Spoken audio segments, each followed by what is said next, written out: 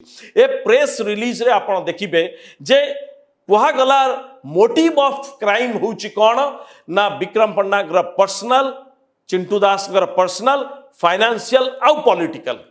सो अंतत पक्षे पुलिस एक कथा को करिदला जैसे पॉलिटिकल मर्डर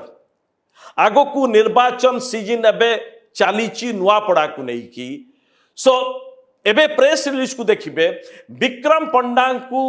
एथिरे पूरापूरी भावरे सामिल अछंती ए बाबद रे पुलिस पाखरे ठोस किछि प्रमाण नाही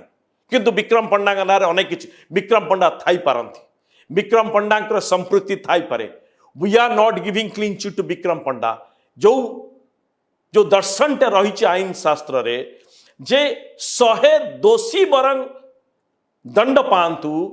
सॉरी 100 दोषी बरंग खसी जांतु जने निर्दोष दंड न पाओ एनादर पार्ट होची जे गुड़ाए बहुत लोक क्रिमिनाल थाई पारंती किंतु कौन सी गोटे क्रिमिनाल को आपण धरी पारिबे नाही जो क्राइम से न करिछि बा जो क्राइम को आपण प्रमाण करि पारिबे नै